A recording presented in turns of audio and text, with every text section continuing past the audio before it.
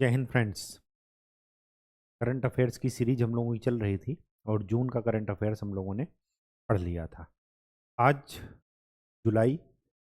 ऐसे ही per day आपको एक एक महीने का मिलेगा क्योंकि आपका प्री एग्ज़ाम बहुत पास आ रहा है और चीज़ों के रिवीजन के लिए काफ़ी अच्छा है ये। वन लाइनर क्वेश्चन ही वहाँ पर पूछे जाएंगे, तो जल्दी से 3 से 4 दिन में हम लोग अक्टूबर तक कवर कर लेंगे और अक्टूबर तक आपको पढ़ के ज़रूर जाना है। थोड़ा लेट शुरू किए थे जून से, अगर मौका मिला तो 1-2 महीने पीछे का भी कर देंगे। तो चलिए स्टार्ट करते हैं। आज हम लोग जुलाई की न्यूज़ पढ़ेंगे, जुलाई के करंट अफेयर्स। जुलाई में सबसे पहला न्यूज़ ये आया है कि लोकसभा में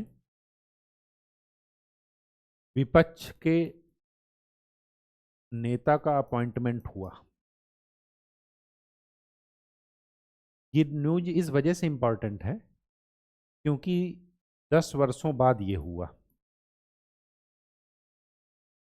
10 वर्ष बाद क्यों? कि 2014 में चुनाव हुए, 2019 में, 2014 में बीजेपी की आंधी में, मोदी जी की आंधी में सब लोग उड़ गए। 2019 में भी यही हुआ। तो 5 वर्ष ये, 5 वर्ष ये, 10 वर्ष हो गए। 2023 में जो चुनाव हुए उस समय ये अपॉइंट हुए। क्यों? क्योंकि ये जो पद है ये उस पार्टी के मेंबर को मिलेगा, जो भी विपक्षी पार्टी होगी, जिसके संसद में मिनिमम 10% सीटें वो जीत गई हो पार्टी। तो लोकसभा की सदस्य संख्या कितनी है? 545 एक्चुअल में। वैसे तो 552 है, लेकिन कुछ रिक्त भी हैं। 545 का 10% कितना हुआ? लगभग 55। तो 2014 में ना तो इनके 55 मेंबर थे, न 2019 में थे, लेकिन 2023 में इस समय कांग्रेस पार्टी के पास, आईएनसी के पास कितने हैं? या यूपीए गठबंधन जिसको आप बोलते हैं, इनके पास 99 मेंबर्स हैं। 55 से ज़्यादा हो गए, इस वजह से इनको विपक्ष के नेता का पद मिला। मल्लिकार्जुन खड़गे हैं विपक्ष के नेता। ठीक है। दूसरी बात, ये जो लोकसभा में विपक्ष के नेता का पद है ये कोई संवैधानिक पद नहीं है, ये आपको ध्यान में रखना है। संविधान में इसका कोई जिक्र नहीं है। ये भारतीय संस्कृति या भारतीय संसदीय व्यवस्था का नवाचार है। 1969 में पहली बार इस पद को मान्यता मिली।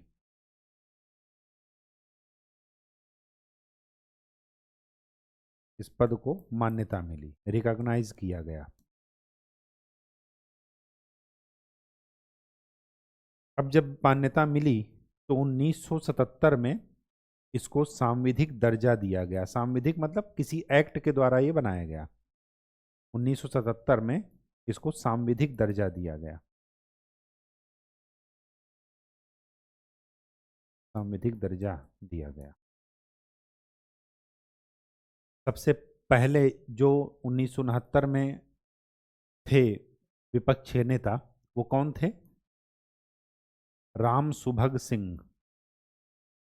राम सुभग सिंह ये पहले लोकसभा विपक्ष के नेता थे।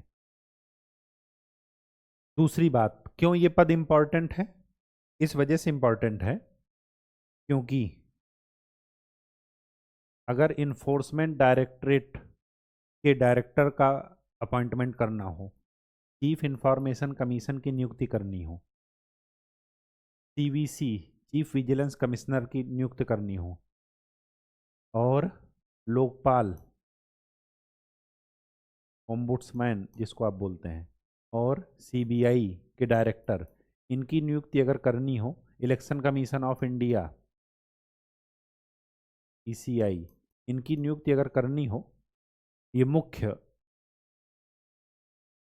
Chief election commissioner of India, अगर उनकी नियुक्ति करनी हो तो एक मेंबर जो कमेटी बनती है उसमें मेंबर के तौर पर कौन लिया जाता है? लोकसभा के विपक्ष के नेता। इनकी इंपॉर्टेंस इतनी ज़्यादा है कि संसदीय व्यवस्था प्रणाली हम लोगों ने ब्रिटेन से ग्रहण की, तो वहाँ के एक थिंकर हैं आइवर जेनिंग्स। इन्होंने अल्टरनेटिव प्राइम मिनिस्टर का दर्जा दिया,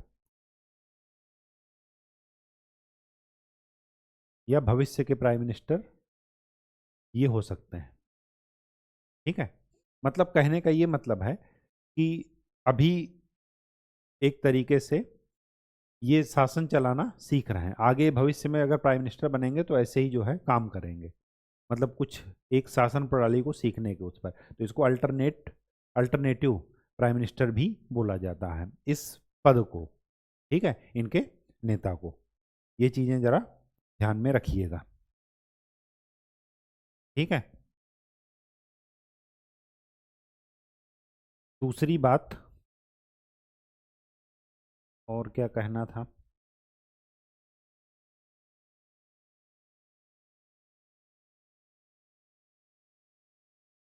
नेक्स्ट 1 जुलाई को जीएसटी डे मनाया जाता है। केलकर समिति की सिफारिश पर जीएसटी आया था, one nation one tax.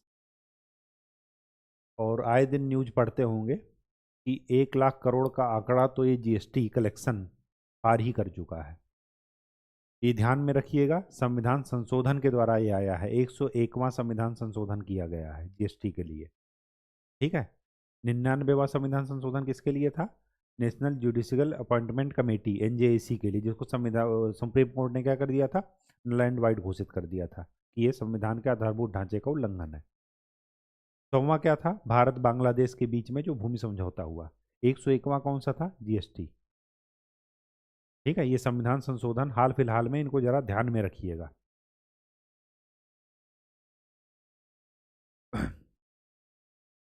GST जो है वो संवैधानिक, मतलब संविधान में संशोधन करके लाया गया, तो 279 आर्टिकल ए 279 ए के तहत इसका जिक्र है जीएसटी का। ग्लोबल इंडिया एआई सम्मेलन आर्टिफिशियल इंटेलिजेंस, ये नई दिल्ली में आयोजित हुआ है। खास बात यह है कि जीपीएआई, जीपीएआई का मतलब क्या है? ग्लोबल पार्टनरशिप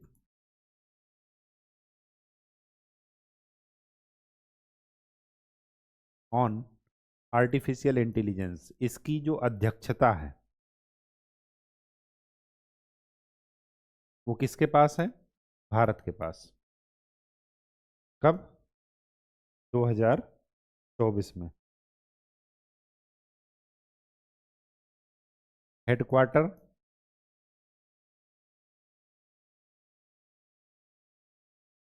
ओसीईडी एक संगठन है, संस्थान है, इन्हीं के हेडक्वार्टर में पेरिस में है। कब बना था ये? 2020 में। मंथ शायद जून या जुलाई है, एक बार देख लीजिएगा। 2020 में ये बना था। यूरोपीय यूनियन का डिजिटल मार्केटिंग एक्ट, ये क्या बता रहा है कि जो वैश्विक कंपनियां हैं जिनका कारोबार कई सारे देशों में है, जैसे गूगल हुआ, एप्पल हुआ, ये एक्ट क्या कह रहा है कि इनके एनुअल टर्नओवर का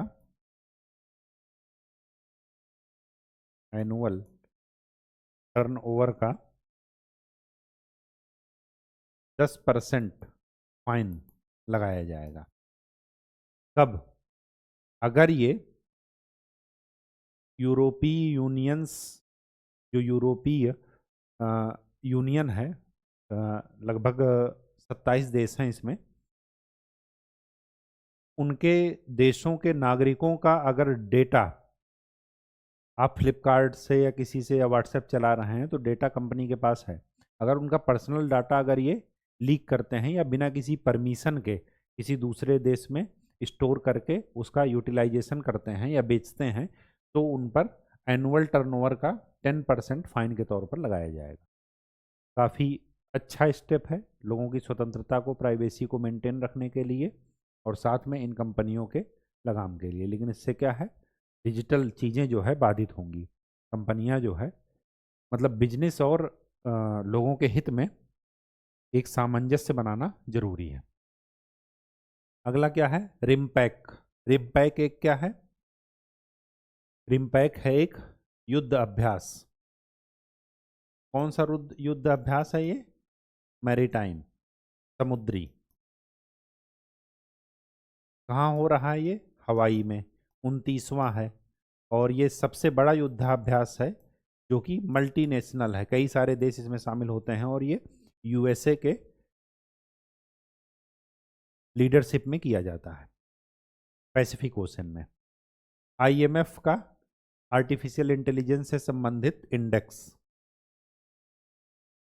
प्रिपेयर्डनेस इंडेक्स है, मतलब कोई भी कंट्री आर्टिफिशियल इंटेलिजेंस को लागू करने के लिए या उसको अडॉप्ट करने के लिए कितने अच्छे तरीके से प्रिपेयर्ड है, अपने आप को प्रिपेयर्ड समझती है। इसमें टॉप पर सिंगापुर, फिर है डेनमार्क। डेनमार्क,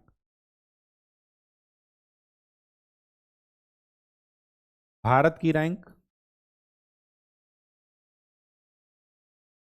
72वें नंबर पर।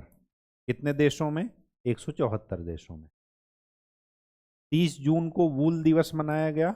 वूल दिवस वही है जिसको आप कहते हैं संथाल विद्रोह के नेता कौन, सिद्धू और कान्हू।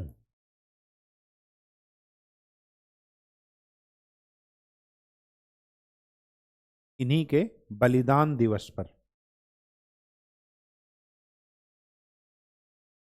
ये वूल दिवस मनाया जाता है। झारखंड में इस दिवस का विशेष महत्व है। बैलून वार शब्द चर्चा में आया क्योंकि ये दक्षिण कोरिया और उत्तर कोरिया के बीच में बैलून वार ही चल रहा है, एक दूसरे की जासूसी। ठीक है, फिर ड्रोन से उसको गिरा रहे हैं, यही है बैलून वार। प्रोजेक्ट नेक्सस, आरबीआई के द्वारा, इसके लिए इंस्टेंट पेमेंट के लिए।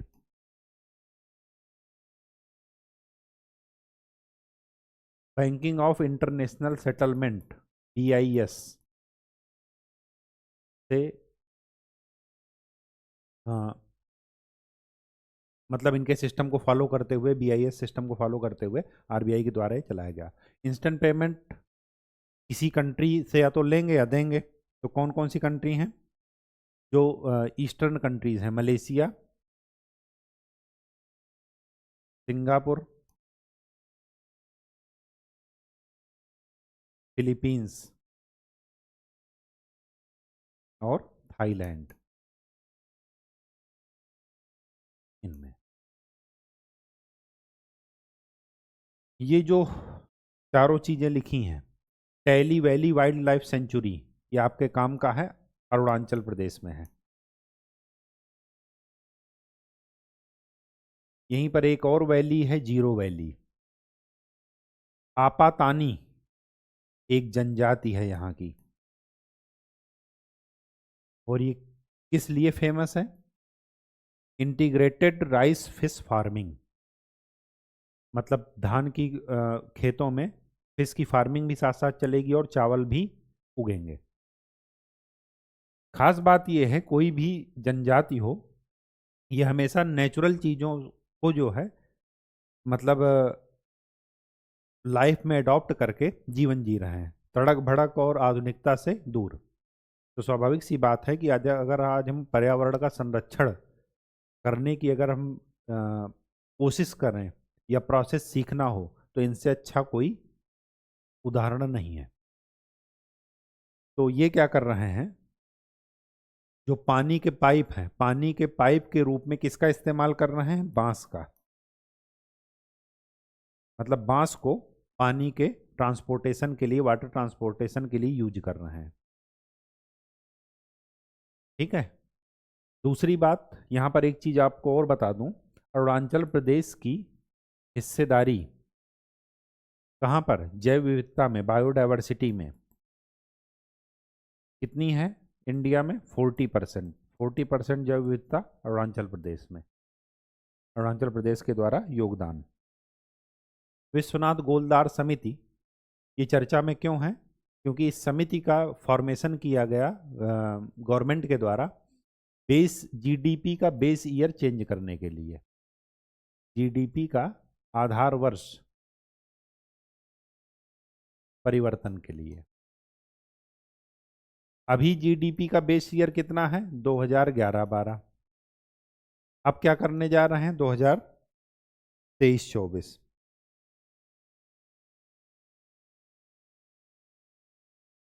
अभी भारत की जीडीपी कितनी है? लगभग $4 ट्रिलियन। यहीं पर एक चीज और बता दे रहे हैं, $5 ट्रिलियन का लक्ष्य है। कब? 2030 तक, 2047 तक विकसित भारत बनने का लक्ष्य है। ये भी लिख लीजिए यहीं पर। 2070 तक नेट जीरो एमिशन की बात करेंगे। ये सब डेटा ध्यान में रखिएगा। ZSI geological survey of India स्थापना कोलकाता में कब हुई थी? 1916 के आसपास। क्यों चर्चा में है? क्योंकि इन्होंने भारत के फौना स्पीसीज का एक डाटा वो किया, सर्वे किया, कहने का मतलब ये है एक लिस्ट तैयार की, और उसमें ये बताया कि पक्षियों की जैव विविधता सबसे ज़्यादा कहाँ पर है? पश्चिमी घाट में। और स्तनधारियों की कहाँ पर है? मेघालय में। ये इन्होंने फौना की फ्लोरा एंड फौना लिखते हैं ना, फौना का मतलब जीव जंतु, फ्लोरा का मतलब पेड़ पौधे। तो ये जरा डेटा आप ध्यान में रखिएगा कि कहाँ पर जैव विविधता सबसे ज़्यादा है। जीरो एफआईआर चर्चा में है। जीरो एफआईआर खास करके मणिपुर के लिए। जीरो एफआईआर वो होती है जो कहीं भी दर्ज की जा सकती है। हम देखिए, अगर आप नॉर्मल एफआईआर कराने जाएंगे तो सबसे पहले ये पूछेंगे एफआईआर रजिस्टर करने से पहले कि क्राइम कहाँ पर हुआ था। उस क्राइम की जो लोकेशन है वो लोकेशन जिस थाने में लगती होगी वो कहेंगे एफआईआर वहाँ जाकर कराइए। तो इसका मतलब ये है कि आपकी जिम्मेदारी है कि आपको ये पता होना चाहिए कि क्राइम अगर यहाँ हुआ है तो ये किस थाने में लगता है, तो वहाँ पर जाएं।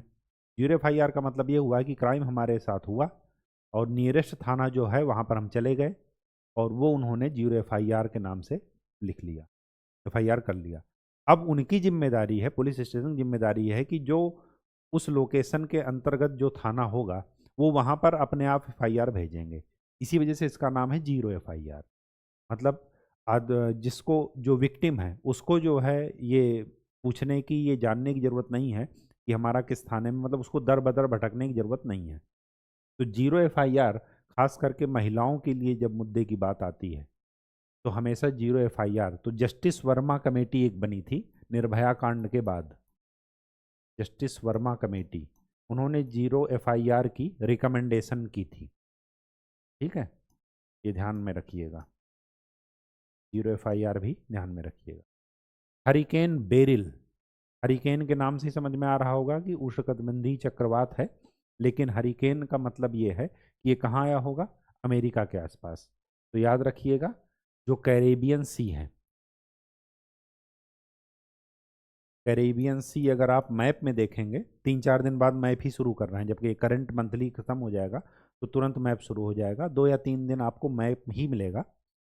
उससे क्या होगा कि चीज़ें आपको करंट जो है मैप से पढ़ने में आसानी होगी। अभी अगर मैं मैप दिखाऊं यहाँ पर तो लेक्चर लंबा हो जाएगा, जो कि ना मैं चाहता हूँ ना आप चाहेंगे इस समय। ठीक है, तो हरिकेन बेरिल आया कहाँ है? कैरेबियन सी में। कैरेबियन सी वही है जो, अगर आप नॉर्थ अमेरिका का मैप देखें तो इधर है ऐसे मैक्सिको, सॉरी हाँ मैक्सिको, फिर इधर है यूएसए। तो ये जो सागर है अटलांटिक का ही पार्ट है, वो है कैरेबियन सी, वहीं पर ही आया था। जो यूएसए का फ्लोरिडा वाला इलाका है, इधर है युकाटान प्लेटू, ये सारी चीज़ें, युकाटान चैनल, ये सब कैरिबियन सी के अंतर्गत है। वहाँ पर हरिकेन बेरिल आया था। लोकेशन ध्यान रखिएगा। डिजिटल इंडिया क्यों पढ़ रहे हैं? क्योंकि इस मिशन की शुरुआत 2015 में हुई थी। ईयर और स्कीम आपसे पूछा जाता है तो ध्यान रखिएगा। ठीक है, चलिए। कोडेक्स एलिमेंटेरियस ये क्या है? खास करके ब्रॉड एरिया में देखेंगे तो फूड के लिए ये क्या है? स्टैंडर्ड है। फूड में भी कौन सा एरिया आता है? मसालों का एरिया। तो मसालों के लिए ये कोडेक्स एलिमेंटेरियस जो कोड्स हैं वो प्रेफर किए जाते हैं। कहने का ये मतलब है कि ये एक स्टैंडर्ड है मसालों के लिए। जैसे किसी चीज़ का, जैसे भारत में BIS है ना, ISI मार्क है, ब्यूरो ऑफ इंडियन स्टैंडर्ड। तो वैसे ही मसालों के लिए क्या है? Codex Alimentarius. ये कंपलसरी नहीं है, लेकिन अगर कहीं विवाद होता है, आप देखते होंगे कि बार बार यूरोपियन कंट्रीज या वेस्टर्न कंट्रीज भारत के या डेवलपिंग कंट्रीज के उत्पादों को ये कह करके वो कर देते हैं, रिजेक्ट कर देते हैं कि आपके यहाँ पेस्टिसाइड की मात्रा ज़्यादा है। आपने हाल फिलहाल सुना होगा कि MDH और एवरेस्ट मसाले में पेस्टिसाइड्स पाए गए और उसकी वजह से काफ़ी ज़्यादा कैंसर जनिक जो पदार्थ हैं वो भी उसमें पाए गए। तो अगर ये कोड को फॉलो किया जाएगा या ये कोड की वजह से उसको चैलेंज किया जा सकता है कोर्ट में जा करके कि नहीं, हमारा सब कुछ सही है, हम इस कोड को फॉलो कर रहे हैं। ठीक है, तो कोडेक्स एलिमेंटेरियस मेनली मसालों के लिए कोड है। ये बाध्यकारी नहीं है, ये इंटरेस्टिंग बात है। बाध्यकारी नहीं है, लेकिन अगर इसको फॉलो करते हैं तो इंटरनेशनल मार्केट में व्यापार अच्छा होगा, चीज़ें स्मूथली चलेंगी। ठीक है। ई वेस्ट रिसाइकलिंग इस वजह से ही चर्चा में है क्योंकि ई वेस्ट रिसाइकलिंग, ई वेस्ट का मतलब इलेक्ट्रॉनिक वेस्ट, इसकी रिसाइकलिंग, इस पूरे प्रोसेस को बोलते हैं अर्बन माइनिंग। तो कभी कभार ये भी पूछा जाएगा कि अर्बन माइनिंग शब्द चर्चा में रहा है हाल फिलहाल, उसका मतलब क्या होता है? तो ऐसा नहीं कि शहर की खुदाई करने लगेंगे। उसका मतलब क्या है? ई वेस्ट रिसाइकलिंग। कीटो डाइट भी चर्चा में है। कीटो डाइट वो होते हैं जिसमें फैट की मात्रा ज़्यादा होती है और कार्बोहाइड्रेट की मात्रा कम होती है।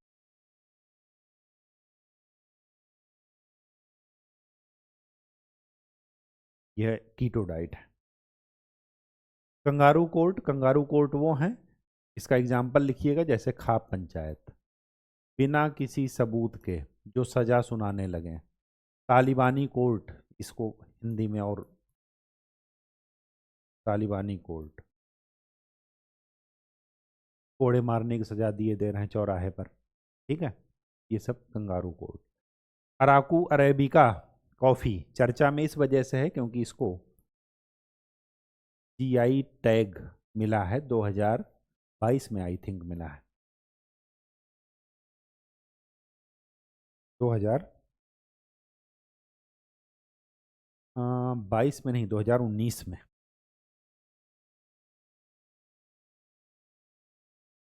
अराकू वैली कहाँ है? आंध्र प्रदेश और उड़ीसा के बॉर्डर पर। तो आंध्र प्रदेश और उड़ीसा के पास है ये। ठीक है। नोमैडिक एलिफेंट संयुक्त सैन्य अभ्यास है ये। किसके किसके बीच में? मंगोलिया और भारत के बीच में। इस समय कहाँ हो रहा है? मेघालय के उमरोई में। उमरोई एक जगह है वहां पर। ठीक है, ये आप ध्यान में रखिएगा। अच्छा, ये कौन सा है ये भी लिख लीजिए। 16th, 16वां। बारी बारी से एक दूसरे देश में होता है। ये भारत के द्वारा ही किया जाता है, ध्यान में रखिएगा। अगर मंगोलिया के द्वारा ही किया जाएगा तो उसको बोल देंगे खान क्वेस्ट। ठीक है, वो आगे हम बताएंगे। चलिए। चक्रवात फ्रेडी, अभी हरिकेन बेरिल आपने पढ़ा, चक्रवात फ्रेडी ये क्या है? ये सबसे सेकंड नंबर पर सबसे लंबे समय तक हम्म, रहने वाला उष्णकटिबंधीय चक्रवात है। उष्णकटिबंधीय चक्रवात पढ़ना है आपको ज्योग्राफी में। क्यों होते हैं, कब होते हैं, किस परिस्थिति में होते हैं, ये चीज़ें आपको पढ़नी है। ठीक है। कहाँ आया था, किस रीजन में? मेडागास्कर वाले रीजन में, अफ्रीका के पूर्वी तरफ। मेडागास्कर पूर्वी ना कह करके आप ये कहिए कि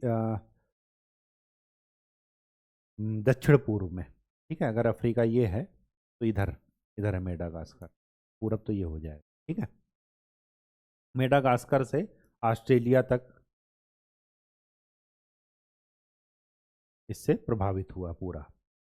यूनेस्को प्लस मोरक्को इस वजह से लिखा गया है क्योंकि मोरक्को का एक शहर है अकादिर। पूछा जाता है ना कि न्यूज में ये स्थान किस वजह से चर्चा में थे, या एक तरफ स्थान लिखा जाएगा, एक तरफ देश लिखा जाएगा, और मैच ऑफ द फॉलोइंग। तो अकादिर कहाँ है? मोरक्को में। ये दोनों मिल करके क्या किए, लैंड के लिए क्या कहते हैं, मरुस्थलीकरण को रोकने के लिए, एक तरीके से ये कहिए,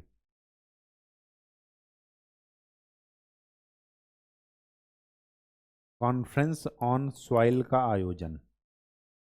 मेनली मिट्टी की गुणवत्ता और मिट्टी में मरुस्थलीकरण रोकने के लिए इन्होंने सम्मेलन किया। ठीक है, एक चीज यहाँ पर बात जो है वो ये ध्यान में रखनी है कि यूनेस्को का हेडक्वार्टर कहाँ है? पेरिस में। पेरिस में। दूसरी बात आपको ध्यान में रखना है, जब मिट्टी की गुणवत्ता की बात कर रहे हैं तो एक संस्था है UNCCD,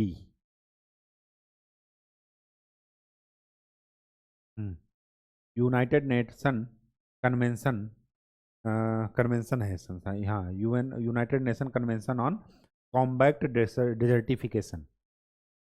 ये 1992 में ही अस्तित्व में आया, वही रियो जी डेनेरियो के उसमें, और 1994 में इसकी स्थापना हुई। ये एकमात्र बाध्यकारी कन्वेंशन है जो कि डिजर्टिफिकेशन को रोकने के लिए काम कर रहा। कन्वेंशन या फ्रेमवर्क। ठीक है, एक यहीं पर और ध्यान में रखिए, एक एटलस जारी होती है, उसको बोलते हैं वर्ल्ड एटलस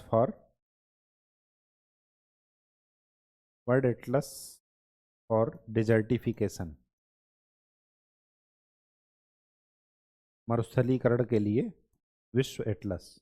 इसको कौन जारी करता है? यूनेप के द्वारा, यूनाइटेड नेशन एनवायरनमेंट प्रोग्राम। दूसरी बात यह है इसमें कि इस एटलस में बताया गया है कि दुनिया की 75% मिट्टी प्रदूषित है, कहीं ना कहीं फ्यूचर में वो डेजर्टिफाई हो जाएगी।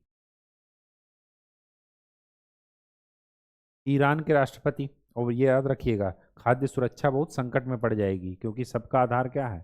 सॉइल ही तो है। ईरान के राष्ट्रपति, ये चर्चा में क्यों है? क्योंकि यहाँ पर राष्ट्रपति चुनाव हुआ ईरान में, तो दो लोग, एक वो जो प्रोग्रेसिव, जो खुले दिमाग के हैं, उदारवादी हैं, और वो जो कट्टरपंथी हैं, कट्टरपंथी। इनको पश्चिमी मीडिया हार्ड लाइनर भी बोलता है, हार्ड लाइनर। तो विजय किसकी हुई? उदारवादी दल के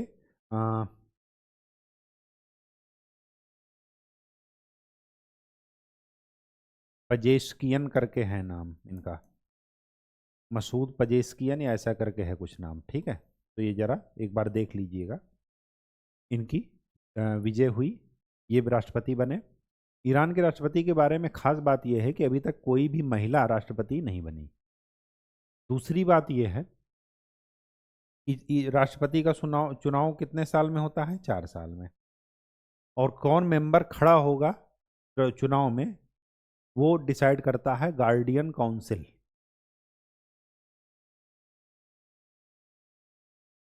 और जो सर्वोच्च पद है ईरान का, वो अयातुल्ला खुमानी जो बैठे हैं, वो क्या है, सर्वोच्च पद है। उन्हीं के प्रतिनिधित्व में गार्डियन काउंसिल काम करती है। ठीक है, ये ध्यान में रखिएगा। एससीओ, एससीओ का सम्मेलन हुआ है ताजिकिस्तान के अस्ताना में 2024 में। अस्ताना उसकी कैपिटल है। 2001 में स्थापना हुई इनकी। हेडक्वार्टर, देखिए एससीओ मतलब संघाई कोऑपरेशन ऑर्गेनाइजेशन, संघाई सहयोग संगठन। तो अगर संघाई है तो वहाँ पर हेडक्वार्टर कभी भी संघाई में नहीं होगा, ये कहाँ है, बीजिंग में। ऐसे ही आपको ध्यान में रखना है, क्योंकि संघाई का नाम सुनते ही आप संघाई संघाई ही चिल्लाएंगे, लेकिन ऑप्शन में संघाई दिया रहेगा लेकिन वो गलत हो जाएगा। तो क्या है, बीजिंग में। इस वजह से और चर्चा में है क्योंकि 10वां परमानेंट मेंबर इस सम्मेलन में कौन बना, बेलारूस। कौन बना, बेलारूस। इसके पहले 9वां परमानेंट मेंबर कौन बना था, ईरान। कब बना, 2023 में। किसके पास अध्यक्षता थी तब, जब ये ईरान बना, भारत के पास। 2023 में अध्यक्षता किसके पास थी, भारत के पास। अभी किसके पास है, अस्ताना में। सॉरी, एक चीज गड़बड़ हो गई। अस्ताना किसकी राजधानी है, कजाकिस्तान की। ठीक है।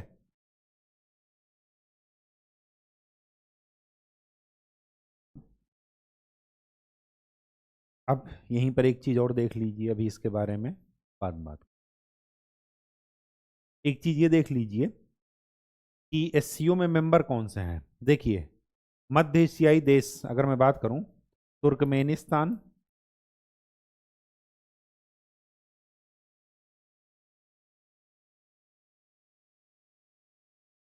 कजाकिस्तान, उज्बेकिस्तान,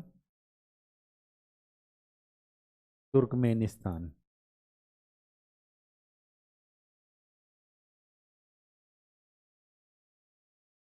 ताजिकिस्तान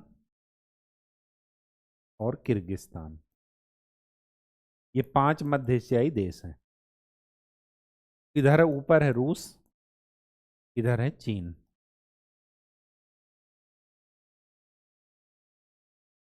तो ये 4। तुर्कमेनिस्तान नहीं है, ये ध्यान में रखिएगा। इसकी राजधानी अस्ताना, इसकी राजधानी ताशकंद, तुर्कमेनिस्तान की राजधानी अशगाबाद, ताजिकिस्तान की राजधानी दुशांबे, किर्गिस्तान की राजधानी बिश्केक। रूस और चीन तो कितने हो गए, 4 ये, 2 ये हो गए, 6 हो गए। भारत और पाकिस्तान ये 2017 में बने मेंबर। तो 6 2। 9वां कौन है, ईरान। 10वां कौन है, बेलारूस। हो गए 10। ठीक है, 10 परमानेंट मेंबर हैं एससीओ, ये ध्यान में रखिएगा। एक चीज और यहां पर ध्यान में रखिए कि एससीओ की एक पहल है आतंकवाद के विरुद्ध, उसको बोलते हैं rats, regional anti terrorism squad. तो रैट्स के नाम से ही पूछा जाने की संभावना है कि किसकी पहल है। तो किसकी है, एससीओ की। ठीक है। इसका हेडक्वार्टर कहाँ है, इसका हेडक्वार्टर कहाँ है, ये ताशकंद, उज्बेकिस्तान में। ताशकंद, ये आपको ध्यान में रखना। यूनेस्को विश्व धरोहर समिति का 46वां सत्र, ये कहाँ आयोजित हुआ, भारत में, नई दिल्ली में। ठीक है, चलिए।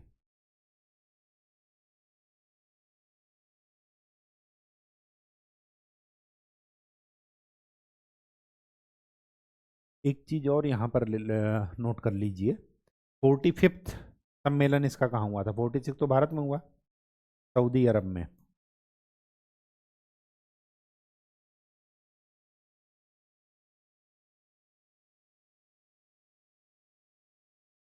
यूके, यूके क्या है? United kingdom. यहाँ पर यूके तो नहीं कहा जा सकता, ब्रिटेन कहिए। ब्रिटेन में जो चुनाव हुआ, ग्रेट ब्रिटेन में, उसमें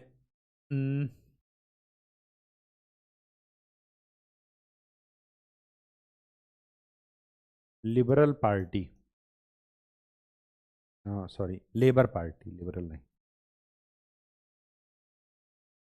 वहाँ पर दो पार्टी हैं, एक लेबर पार्टी और दूसरा कंजर्वेटिव पार्टी। तो जो लेबर पार्टी है वो 14 साल बाद सत्ता में आई है।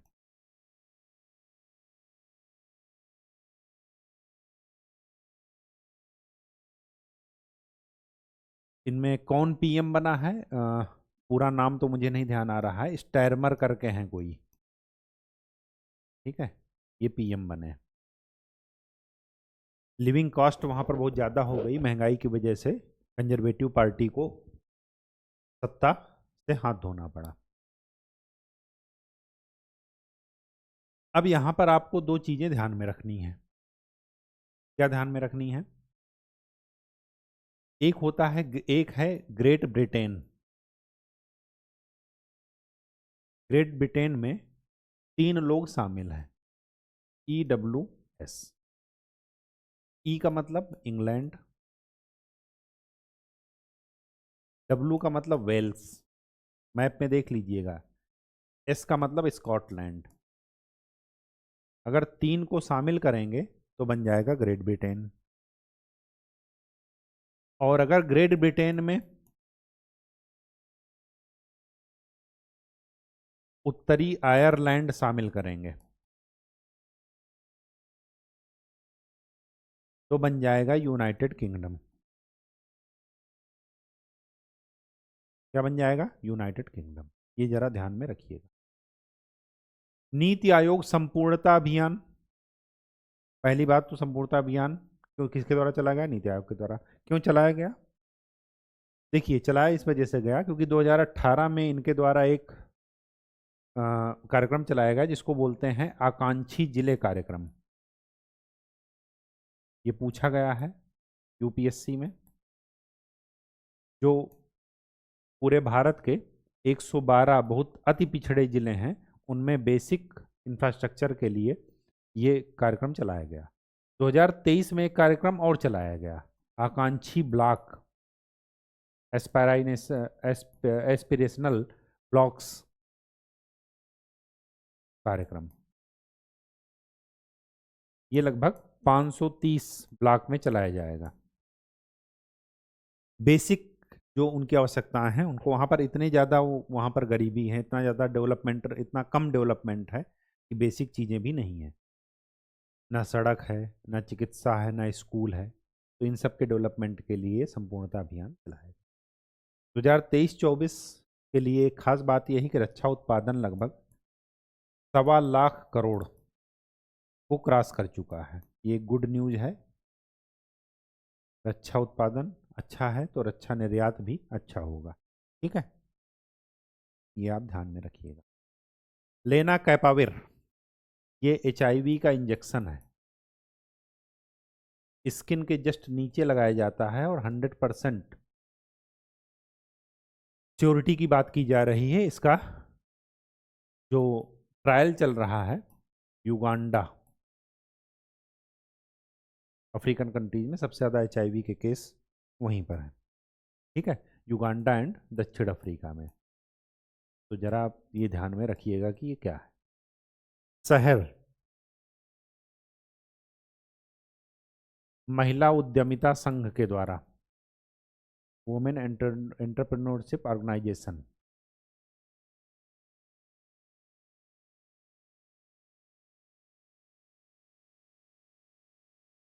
महिलाओं के लिए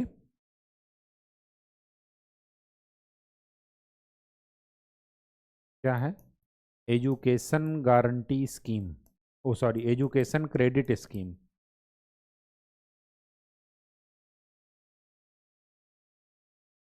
ठीक है, ये चला रहा है प्रोजेक्ट परी। अच्छा, एक चीज और वहीं पर देख लीजिए, वुमेन्स की बात जब चल रही है, नहीं आगे बताते हैं।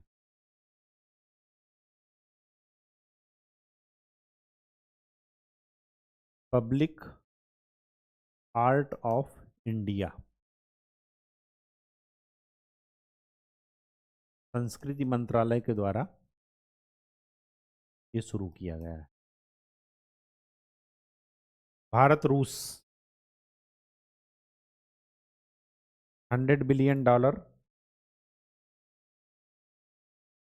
अपना व्यापार जो है बढ़ाने की बात कर रहे हैं कि $100 बिलियन तक ले जाएंगे। क्यों चर्चा में है? अभी ब्रिक्स का सम्मेलन वहीं पर हुआ था। अभी तक रूस में सेंट पीटर्सबर्ग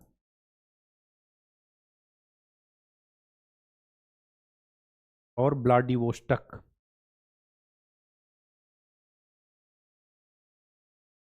यहाँ पर दो जो है दूतावास हैं। दूतावास, वाणिज्यिक दूतावास। अब ये दो और खोलेंगे भारत यहाँ पर। कहाँ कहाँ? एक कजान और दूसरा येकातेरिनबर्ग।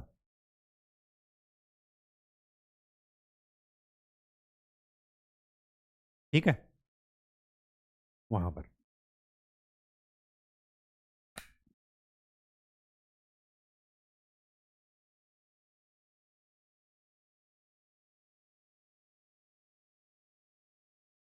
तो इस वजह से चर्चा में है।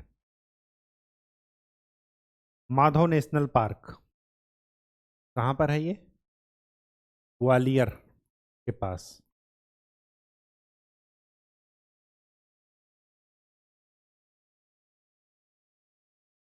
मध्य प्रदेश में एक डिस्ट्रिक्ट लगता है शिवपुरी, वहीं पर है ये। क्यों फेमस है? क्यों चर्चा में है? फेमस नहीं, देखिए हम लोग ये जुलाई का पढ़ रहे हैं, कब पढ़ रहे हैं? दिसंबर में। तो माधव नेशनल पार्क दिसंबर में जो है वो मध्य प्रदेश का 9वां टाइगर रिजर्व बनने जा रहा है। दिसंबर की जो न्यूज़ है वो दिसंबर में हम कवर करेंगे, लेकिन अभी के लिए जान लीजिए कि माधव नेशनल पार्क वन्य जीव, जैसे ये नेशनल पार्क है तो वन्य जीव और मनुष्यों में आपस में टकराहट ना हो, तो इसके लिए क्या है, ग्रीन वॉल खड़ी कर रहे हैं। ग्रीन वॉल का मतलब क्या है? पेड़ पौधे जंगल लगा करके, ताकि जो है दोनों में आपस में टकराहट ना हो। आपस में मनुष्यों में मनुष्य के एरिया में ही जाएंगे तो फसल का नुकसान करेंगे, किसी को खा जाएंगे, अटैक करेंगे। अभी ये गोरखपुर बस्ती वाला, बहराइच वाला आपने न्यूज़ सुना होगा, भेड़िया जो है आतंक फैलाए हुए था। तो और मनुष्य अगर इधर आएंगे तो अवैध शिकार। तो ये क्या है? अ, वनों की श्रृंखला या पेड़ों की श्रृंखला, ग्रीन वॉल खड़ी करने की बात की जा रही है। किसके द्वारा? फॉरेस्ट डिपार्टमेंट के द्वारा। कहाँ पर? माधव नेशनल पार्क में। यहीं पर इसी नेशनल पार्क में एक झील है जिसको बोलते हैं सांख्य झील। ये 2022 में रामसर साइट्स घोषित हुई। रामसर साइट में इसका नाम आया, नोट कर लीजिए। माधव नेशनल पार्क कहाँ पर है? मध्य प्रदेश में। माधव से मध्य प्रदेश याद रहेगा। विजिंघम पोर्ट कहाँ पर है? कर्नाटक। ये फर्स्ट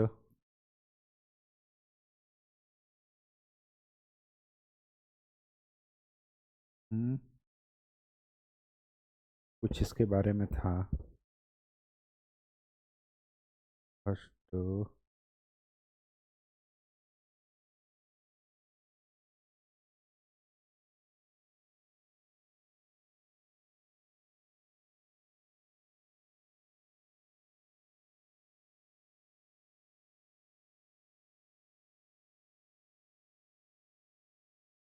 सेमी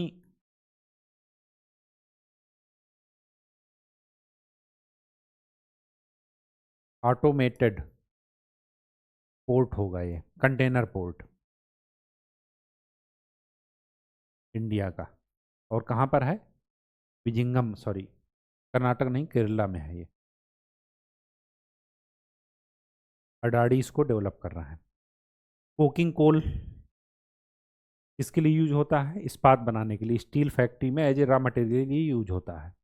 और कोकिंग कोल भारत में नहीं होता, इसमें कार्बन कंटेंट बहुत ज़्यादा होता है।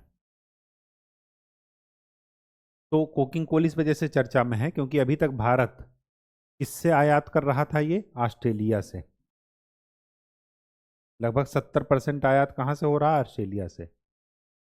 अब क्या है, भारत ने कोकिंग कोल आयात करना की बात कहीं कहाँ से? इंडोनेशिया से। स्टील इंडस्ट्री में एज ए रॉ मटेरियल ये यूज होता है इनपुट के रूप में।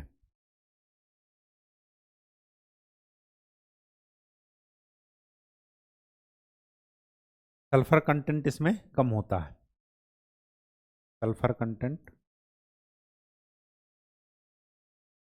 कम,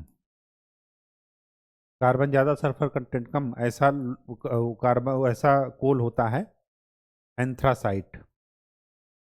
ये J&K में मिलता है, जम्मू एंड कश्मीर में, लेकिन बहुत ही कम मिलता है J&K में भी। ओनली एक ही जगह पाया जाता है एंथ्रासाइट, ठीक है, भारत में। सुकिंदा घाटी, पहली बात तो कहाँ पर है? उड़ीसा में। उड़ीसा, अब इसका नाम है उड़ीसा। इसके लिए फेमस है, क्रोमियम के लिए। क्रोमियम रिजर्व से यहाँ पर मिले हैं अच्छे। बिम्स्टेक, इसका इसके विदेश मंत्रियों की बैठक, फॉरेन मिनिस्टर्स की बैठक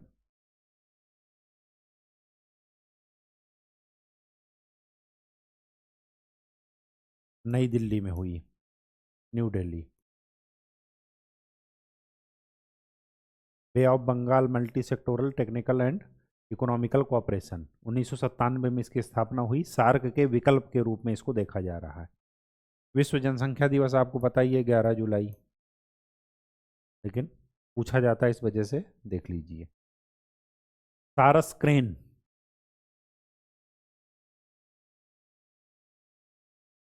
उड़ने वाला सबसे भारी पक्षी है। उत्तर प्रदेश का राजकीय पक्षी है ये सारस क्रेन। और उत्तर प्रदेश से ही संबंधित न्यूज है कि इसकी संख्या में सबसे ज़्यादा बढ़ोतरी इटावा में है। सबसे ज़्यादा संख्या इसमें कहाँ पर है? सारस क्रेन की इटावा में। और सबसे कम कहाँ पर है? मऊ में। ठीक है, मऊ में सबसे कम, इटावा में सबसे ज़्यादा जनसंख्या।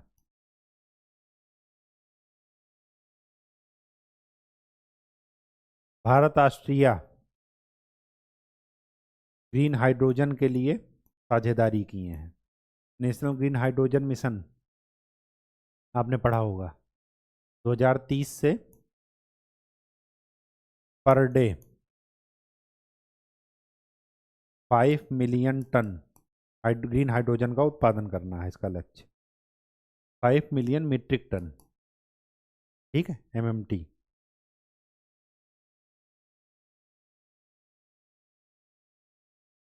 और क्या लक्ष्य है? नेशनल ग्रीन हाइड्रोजन मिशन,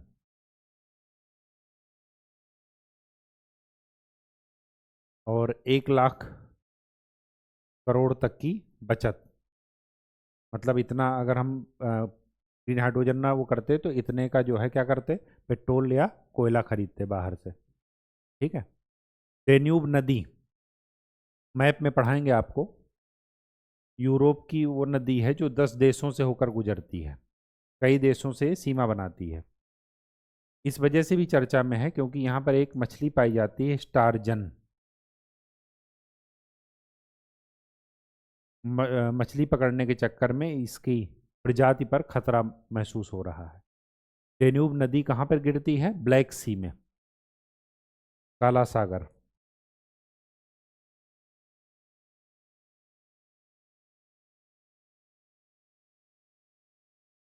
ठीक है।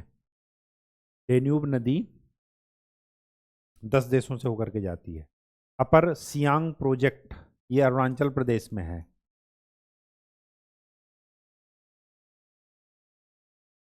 11 मेगावाट का हाइड्रो पावर प्लांट है ये जो प्रोजेक्ट है हाइड्रो पावर प्रोजेक्ट, इसके लिए लोगों ने क्या किया है? आंदोलन कर रहे हैं, धरना प्रदर्शन कर रहे हैं कि हमारे जल जंगल जमीन चले जाएंगे। ठीक है, इसके लिए ये चर्चा में है, ब्रह्मपुत्र पर है। ठीक है। गेंस योजना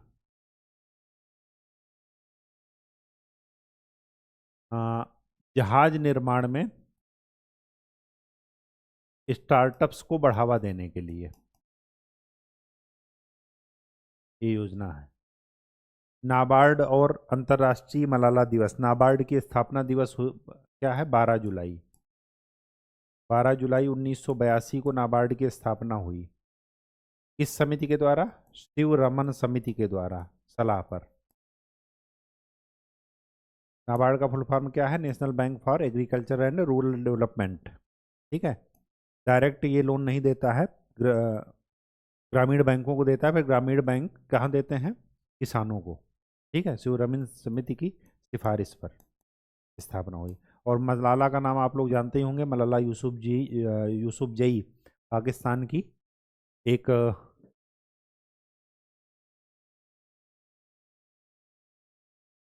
महिला हैं।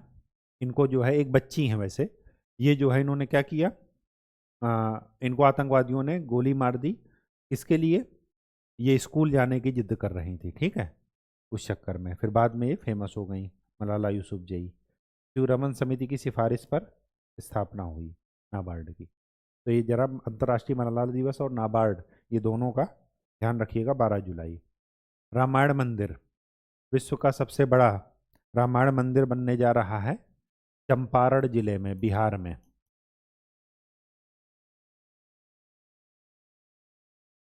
और 25 जून को मोदी गवर्नमेंट ने क्या किया? 25 जून को संविधान हत्या दिवस घोषित किया। इसी दिन इमरजेंसी लागू हुई थी, 25 जून 1975, इंदिरा गांधी ने। एसडीजी इंडिया इंडेक्स किसके द्वारा? नीति आयोग के द्वारा। 4th एडिशन है ये। ओवरऑल स्कोर इस समय 71 के आसपास है 100 में से।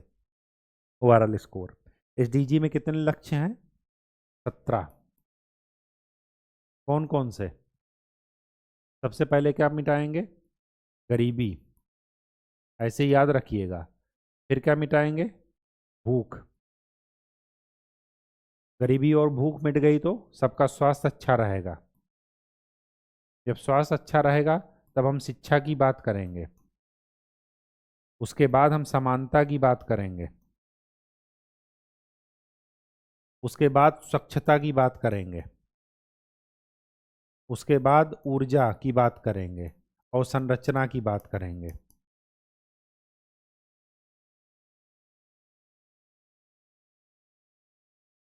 ऊर्जा के बाद एनर्जी से आएगी आर्थिक समृद्धि। आर्थिक समृद्धि से अवसंरचना की बात करेंगे,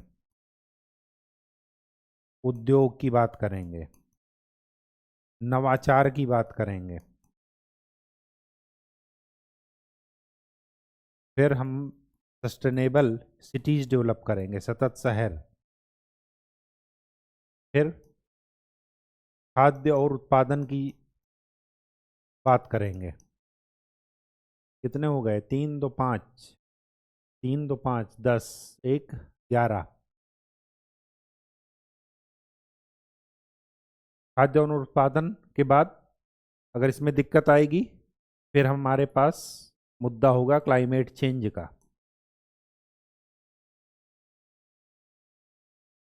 क्लाइमेट चेंज के बाद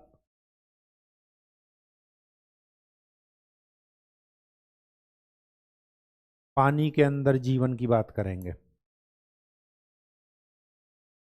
और पानी के अंदर जीवन के बाद जमीन पर जीवन की बात करेंगे।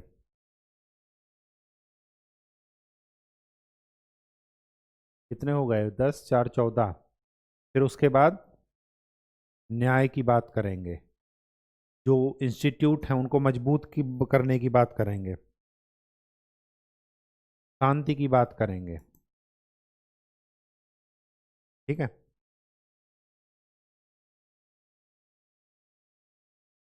मजबूत संस्थान मतलब उनको अधिकार देंगे ताकि वो बिना पक्षपात किए काम कर सके। और लास्ट में क्या होगा? हो गए 3 3 तो 5।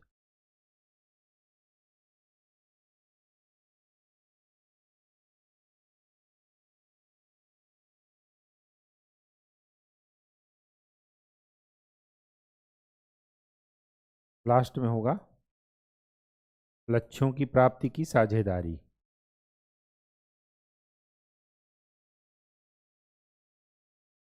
टोटल एसडीजी लक्ष्य कितने हैं? 17। लेकिन एसडीजी इंडिया इंडेक्स में कितने लक्ष्य रखे गए हैं निर्धारित?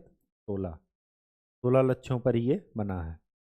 3 2 5, 3 2 5, 3 3 6। ठीक है, 16 लक्ष्य हो गए। एक आपको काम दिए दे रहे हैं कि 17वां लक्ष्य कौन सा है, ये जरा देख लीजिएगा, क्योंकि ये पूछा जाएगा कि कौन सा लक्ष्य जो है एसडीजी इंडिया इंडेक्स में नहीं है, तो ये जरा ध्यान में रखिएगा। कार्लोस अल्कराज स्पेन के हैं ये।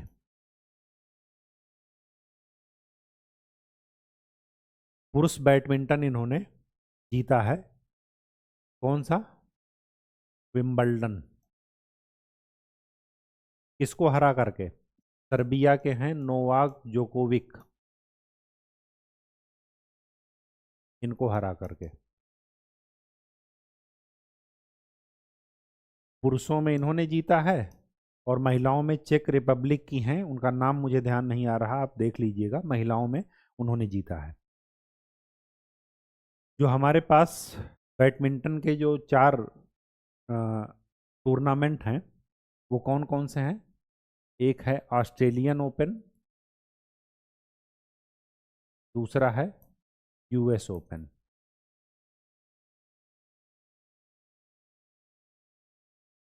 एक है विंबलडन, और दूसरा है फ्रेंच ओपन।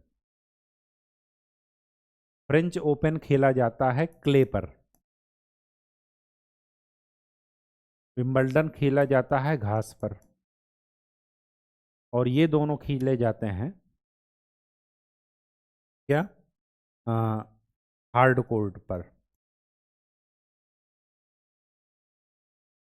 इन चारों को ग्रैंड स्लैम अवार्ड बोला जाता है, या grand slam tournament. Carlos Alcaraz Spain के हैं, ये ध्यान में रखिएगा। बिहार का कवरताल बेगूसराय डिस्ट्रिक्ट है, वहां पर है ये। वेटलैंड है, रामसर साइट्स भी है। इस पर एनजीटी ने कहा है कि जो इस पर अतिक्रमण किया गया है उसकी जो है जांच हो, इस वजह से चर्चा में है। साइट्स ने रोजवुड, रोजवुड किसको बोलते हैं? शीशम को। इसके लिए कुछ दिशा निर्देश जारी किए हैं। शीशम को साइट्स की परिशिष्ट 4 में रखा गया है।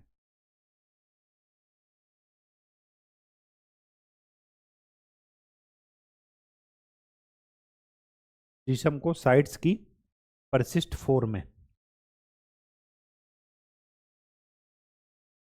नहीं परसिस्ट 2 में, अपेंडिक्स 2,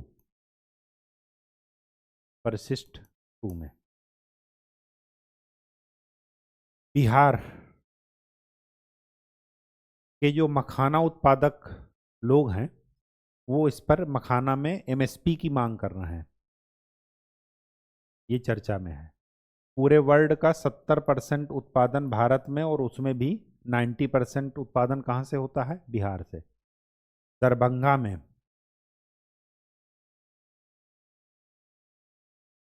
मखाना रिसर्च इंस्टीट्यूट है, मखाना अनुसंधान केंद्र।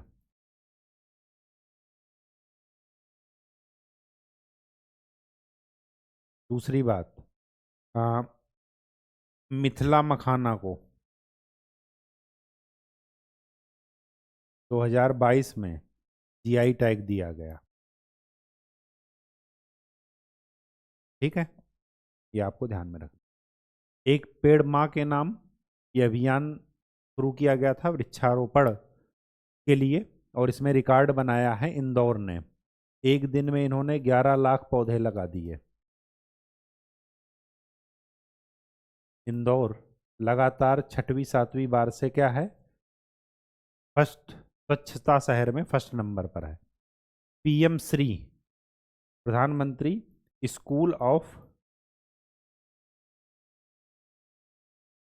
राइजिंग इंडिया,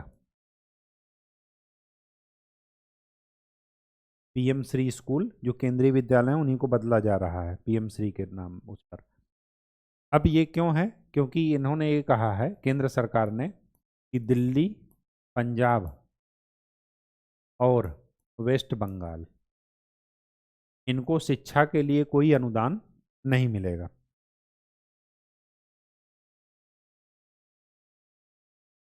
समग्र शिक्षा के लिए जो फंड मिलता था वो नहीं मिलेगा। क्यों? क्योंकि ये पीएम श्री जो स्कीम है उससे ये अपने को बाहर किए हुए हैं, इस वजह से इनको नहीं मिलेगा। ठीक है, तो ये जरा ध्यान में रखिएगा। नीति आयोग क्यों चर्चा में है? क्योंकि नीति आयोग की अगर आप फॉर्मेशन देखेंगे, गवर्निंग काउंसिल होती है, अध्यक्ष होते हैं, प्राइम मिनिस्टर, सीईओ होते हैं, कुछ पूर्णकालिक सदस्य होते हैं, कुछ अंशकालिक सदस्य होते हैं, कुछ जो है इनवाइट किए जाते हैं। तो जो विशेष आमंत्रित सदस्य होते हैं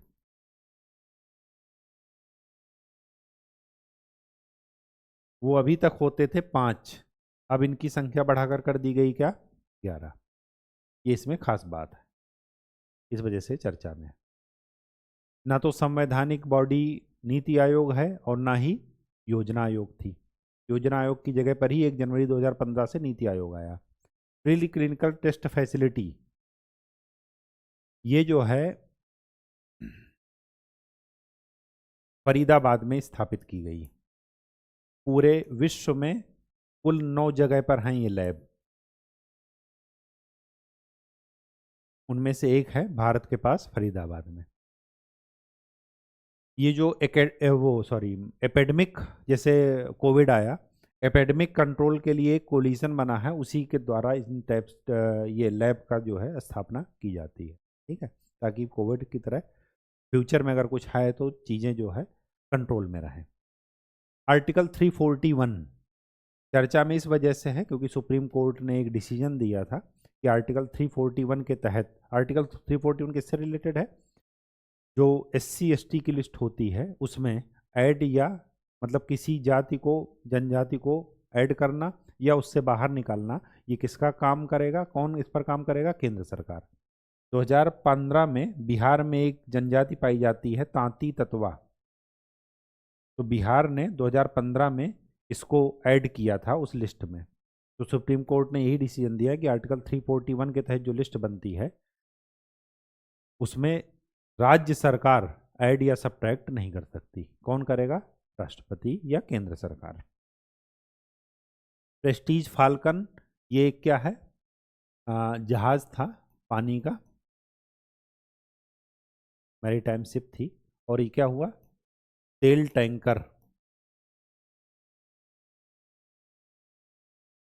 इसमें थे और ये डूब गया। कहाँ पर? ओमान के तट पर।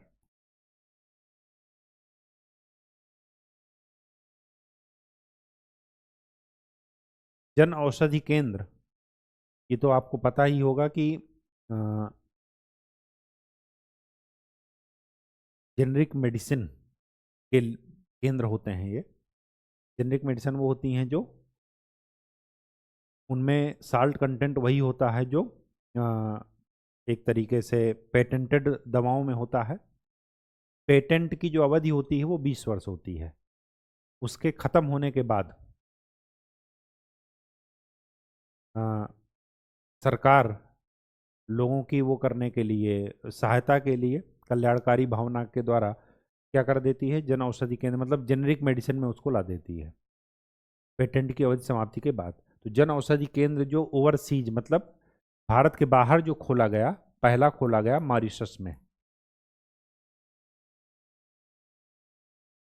ठीक है, तो ये आपका ध्यान में रखना है।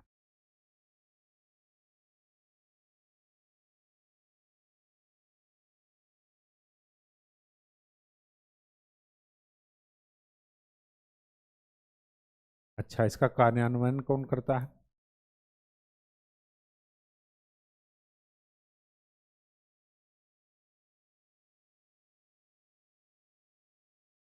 Pharmaceuticals and medical devices, sorry,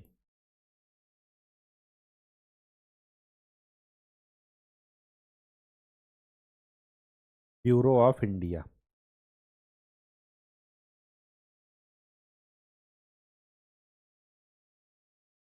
UNESCO का अमूर्त सांस्कृतिक विरासत में एक वहां से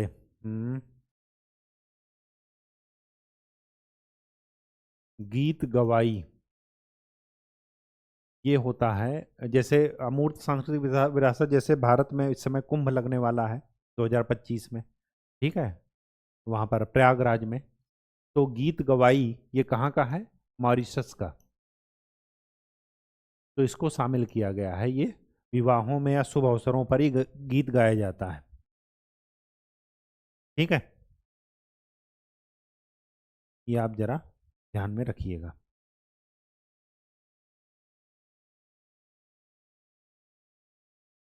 भोजपुरी,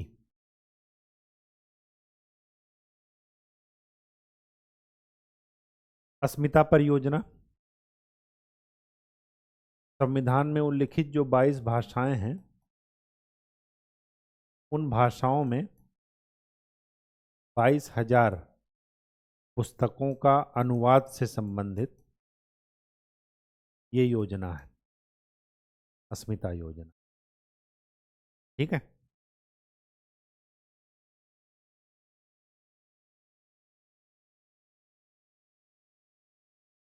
कैसिनी ह्यूजॉन मिशन नासा का मिशन है ये।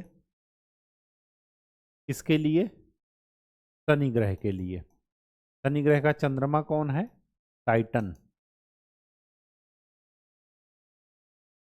मेथेन की वर्षा होती है यहाँ पर टाइटन में। ठीक है, कैसिनी मिशन किससे रिलेटेड है? शनि ग्रह से। कीर्ति, हाँ,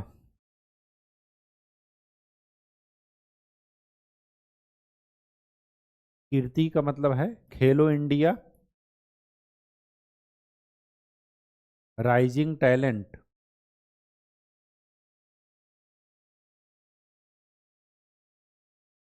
खेलो इंडिया राइजिंग टैलेंट इनिशिएटिव्स, वो आइडेंटिफिकेशन। तो ये खेल मंत्रालय से संबंधित है। Gevra and Kusmunda, most important, ये छत्तीसगढ़ की दो कोल खदानें हैं और विश्व की सबसे बड़ी 5 कोल माइंस की अगर गणना की जाए तो जिनमें से 2 ये भारत में है। तो गेवरा एंड कुसमुंडा कहाँ पर है? छत्तीसगढ़ में, ये ध्यान में रखिएगा। यूएस राष्ट्रपति चुनाव, दो लोग थे, एक थे डेमोक्रेटिव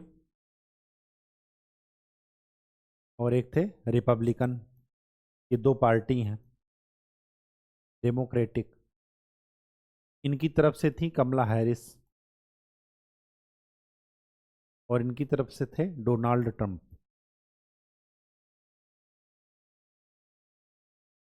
डोनाल्ड ट्रंप ये जीत गए। ठीक है, कंफ्यूजन ना हो कि कौन किसकी तरफ से था। तो आर जिसमें सबसे पहले आए वो ट्रंप हैं। आर आर से रिलेशन बनाइएगा, ठीक है। कुछ खास बातें जो राष्ट्रपति चुनाव में ध्यान में रखनी है कि जैसे भारत में टीका टिप्पणी होती है कि उनका वीडियो उनके साथ देखा गया। ये जो है, जैसे मोदी जी ने नारा दिया, किसी ने बताया, वो अभी अच्छी पार्टियों ने कहा था कि चौकीदार हैं, तो मोदी जी ने कहा कि हाँ मैं भी चौकीदार, मैं भी चौकीदार करके एक ट्रेंड चल गया। उनको चाय वाला किसी ने बोला तो चाय, मैं भी चाय वाला, चाय वाला, सब कुछ। तो वैसे ही यहाँ पर भी ट्रेंड चल रहे थे। ऐसे ही एक दूसरे पर आरोप प्रत्यारोप होते रहे थे। ऐसा नहीं कि वो लोग बहुत पढ़े लिखे हैं तो ये सब चीज़ों में नहीं। क्यों? क्योंकि वहाँ भी चीज़ें वैसी ही हैं। वो खाली दूर के ढोल सुहावने होते हैं। वो दूसरे को सलाह देने के लिए कि नहीं आपने ये किया, वो किया, ये गलत किया, लेकिन अपने घर में कोई नहीं देखता। ठीक वैसे ही वहाँ पर भी है। इन पर मतलब बहुत निजी टिप्पणी की गई कमला हैरिस पर। चाइल्डलेस, चाइल्ड फ्री की बहस चली, ये मैं आपको कई बार बता चुका हूँ। जो खास बात यहाँ पर हमें ध्यान में देने की ये है कि यहाँ पर राष्ट्रपति पद का चुनाव 4 साल के लिए होता है। दूसरी बात, जो उसकी एलिजिबिलिटी है राष्ट्रपति बनने के लिए, जो पद की एलिजिबिलिटी योग्यता है, उसमें क्या है कि 14 वर्ष से यूएसए में निवास कर रहा हो व्यक्ति, जो कि प्रेसिडेंट के लिए एलिजिबल है। साथ में उसके पास जो सिटीजनशिप होनी, नागरिकता, वो बाई बर्थ होनी चाहिए, जन्म से। भारत में ऐसा नहीं है। दूसरी बात, मिनिमम एज कितनी होनी चाहिए? 35 वर्ष।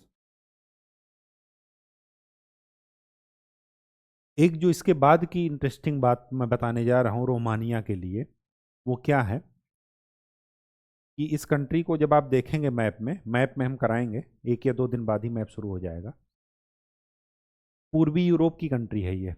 ब्लैक सी के आसपास आप देखेंगे इसको, मेडिटेरियन सी के आसपास देखेंगे। रोमानिया ने ब्राउन बियर,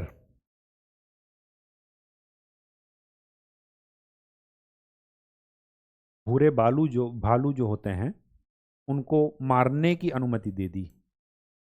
बहुत इंटरेस्टिंग है। यूरोप वाले चिल्लाते हैं ना पर्यावरण संरक्षण, ऑफिशियल अनुमति दे रहे हैं। क्यों? इनकी जनसंख्या वहाँ पर इतनी ज़्यादा है। ये ऐसे भालू हैं, 2 पैर पर ये चल सकते हैं, चीज़ें उठा करके, ग्लास या बोतल पकड़ करके पैक लगा सकते हैं। मतलब जो मनुष्य कर सकते हैं सारा गुण है, सिवाय हंसने के। तो इनकी जनसंख्या इतनी ज़्यादा है कि वहाँ पर लोग परेशान हो गए, तो इनको मारने की अनुमति दे दी गई रोमानिया के। अफ्रीका में एक कंट्री है, जब करंट में पढ़ेंगे तो बताएंगे। उन्होंने हाथियों को मारने की अनुमति दे दी थी। ठीक है, दे दी है। कई सारी चीज़ें मैं बताऊंगा। बागमती नदी, पशुपतिनाथ मंदिर इन्हीं के किनारे पर है। क्यों चर्चा में है? बाढ़ के कारण चर्चा में है। बिहार में इनके कारण बाढ़ आ गई। आर्टिकल 361, सुप्रीम कोर्ट या और भी जगह बहस चल रही है कि आर्टिकल 361 किससे संबंधित है? राज्यपाल में, राज्यपाल के लिए कुछ उन्मुक्तियां प्रदान की गई हैं कि पद पर रहते हुए उन पर कोई भी केस नहीं चलाया जा सकता किसी भी अदालत में। तो आर्टिकल 361 को चेंज करने की बात की जा रही है, क्योंकि पश्चिम बंगाल के राज्यपाल पर किसी महिला से छेड़खानी करने का आरोप लगा। ठीक है, तो आर्टिकल 361 पूछा जा सकता है कि किससे रिलेटेड है। गोल्डीलॉक जोन ऐसा जोन होता है, ऐसा क्षेत्र होता है जो रहने के लिए उपयुक्त होता है, हैबिटेबल जोन भी इसको बोलते हैं, उसका अलग नाम है Goldilock zone. Global gender gap index आई वर्ल्ड इकोनॉमिक फोरम के द्वारा निकाला जाता है, और उसमें भारत की रैंकिंग क्या है, 129। कितने देशों में, 146 देशों में। ये जरा आप थोड़ा ध्यान में रखिएगा।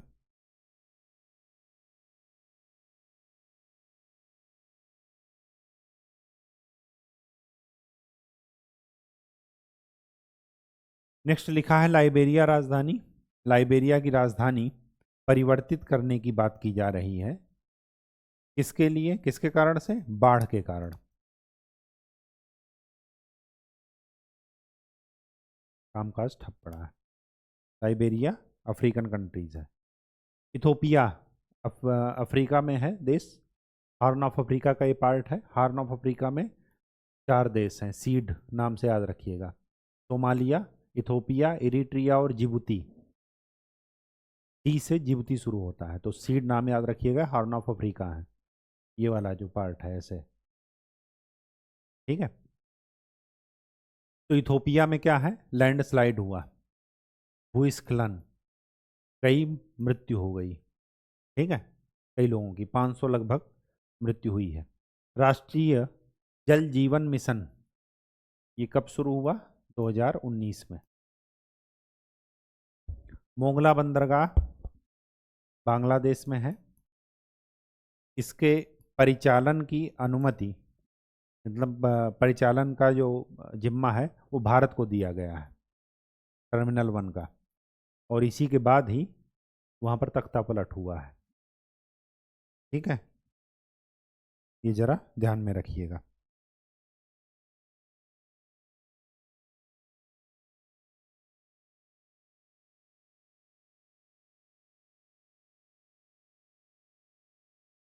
चलिए नेक्स्ट। राष्ट्रपति भवन में 2 हाल हैं, दरबार हाल, अशोक हाल। इनको बदल करके क्या कर दिया गया, दरबार हाल को कर दिया गया गणतंत्र मंडप, और अशोक हाल को अशोका मंडप। 2023 में मुगल गार्डन को क्या बना दिया गया था, अमृत उद्यान, उसका नाम परिवर्तित करके अमृत उद्यान। MMDRA act, mines and mineral development ऐसे करके है, minerals and mine development regulating act, ये माइंस एंड मिनरल से संबंधित है। इसमें ये कहा गया है कि जहाँ पर जिस भी राज्य में खनिज पाया जाएगा तो वहाँ पर एक लगता है रॉयल्टी, तो रॉयल्टी को टैक्स की तरह इस्तेमाल ना किया जाए।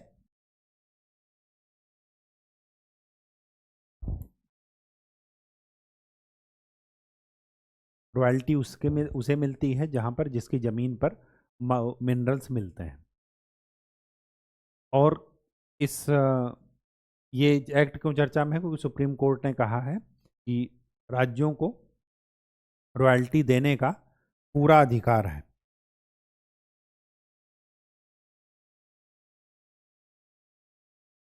ठीक है। और तो और इस एक्ट के तहत राज्यों को टैक्स लगाने की पूरा अधिकार है, टैक्स लगाने का पूरा अधिकार है, और रॉयल्टी हमेशा उसको मिलेगी जिसकी ज़मीन पर निकला है, ठीक है, खनिज। 25 जुलाई को क्या मनाया जा रहा है, IVF डे। इसी समय फर्स्ट दुनिया का पहला बच्चा आया था IVF से, ठीक है, 25 जुलाई को। त्रिपुट, त्रिपुट एक क्या कहते हैं उसे, नौसैनिक जहाज है।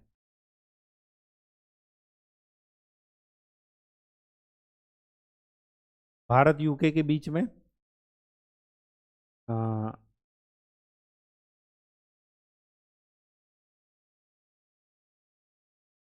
डिज़ाइन, मैन्युफैक्चरिंग,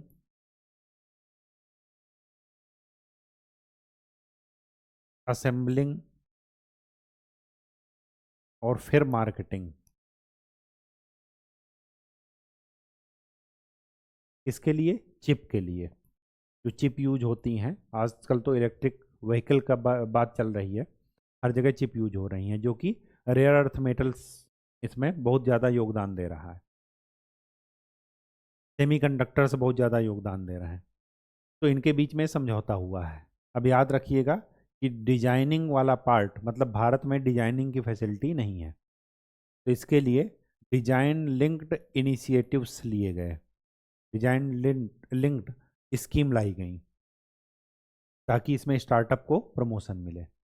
वो कंपनियां जो मैन्युफैक्चरिंग, मतलब ये जो चार पार्ट हैं, ये चार पार्ट एक ही जगह पर नहीं होते। ऐसी कंपनियां जो डिजाइन खाली करती हैं, वह अब बाकी काम नहीं करती, उनको ये भी बोला जाता है फैबलेस। ठीक है, तो ये सब चर्चा में रहे हैं।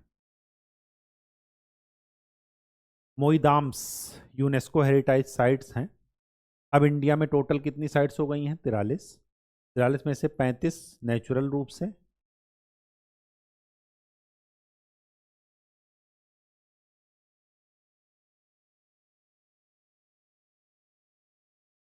नहीं 35 कल्चरल हैं, सांस्कृतिक,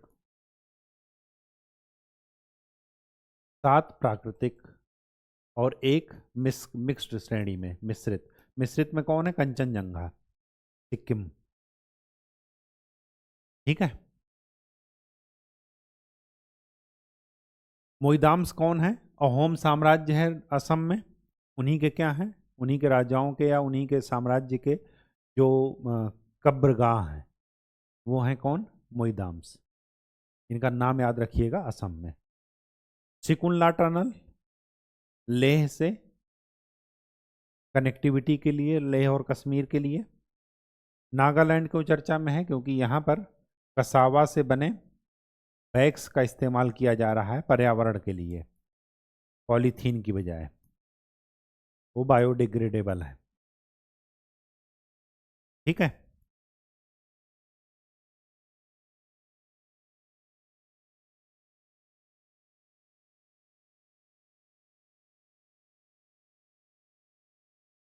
हाँ, एक चीज़ और यहाँ पर लिख लीजिए, फैबलेस क्या है? ओनली वर्क फॉर डिज़ाइन, जो डिज़ाइन करती हैं। ठीक है, वो फैबलेस कंपनी। चलिए, टाइफून गेमी कहाँ आया? फिलीपींस में।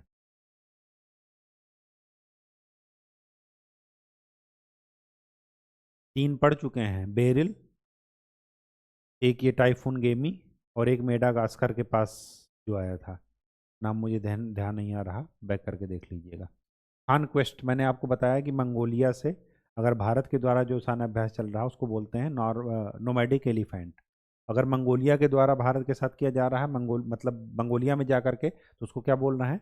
कॉन्क्वेस्ट, मंगोलिया का सैन्य अभ्यास।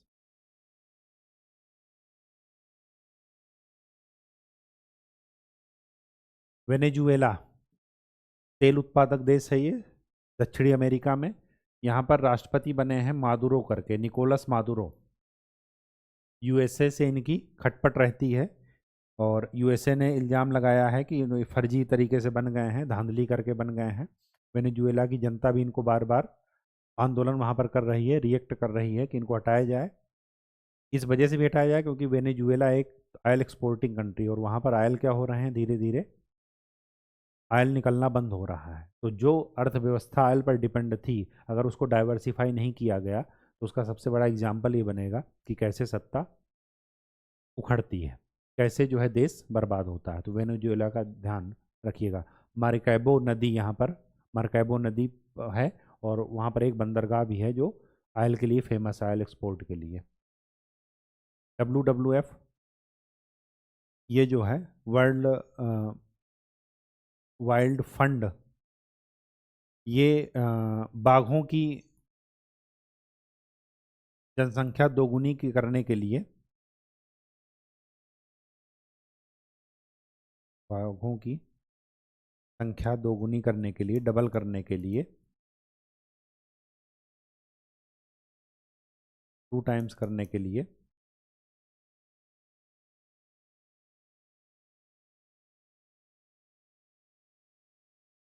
अभियान चला रहा है।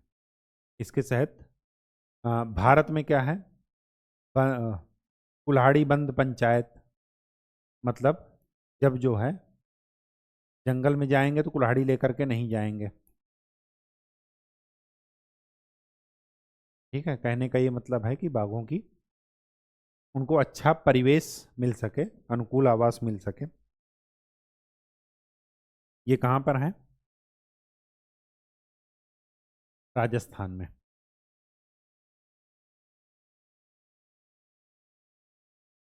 इसी से एक बात याद आ गई, एक है चेचू जनजाति, इसको टाइगर ट्रैकर बोला जाता है। ये ट्रैक कर लेते हैं। पर्यावरण संरक्षण के लिए काफ़ी अच्छी टेक्निक्स का इस्तेमाल। और तो और कहाँ पाई जाती है ये ध्यान में रखिएगा, आंध्र प्रदेश। आंध्र प्रदेश की नल्ला मल्ला पहाड़ियों पर, नल्ला माला पहाड़ियों पर।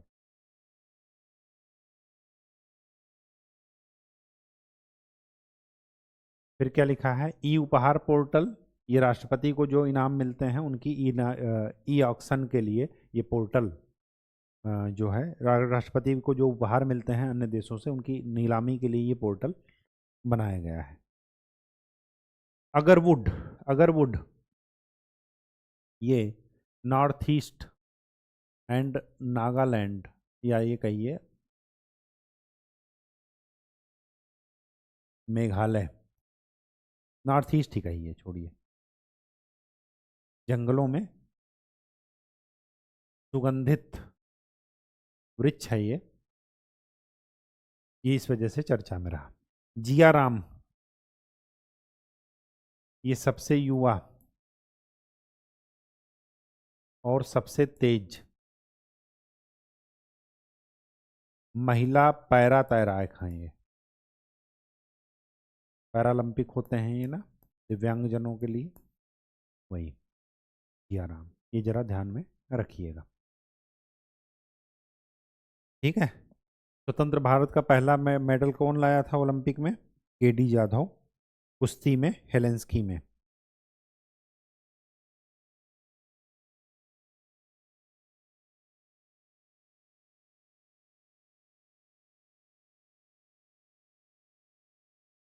ये वेस्ट बंगाल में भी पाया जाता है, पश्चिम बंगाल में। अपेंडिक्स 2 में, परिशिष्ट 2 में।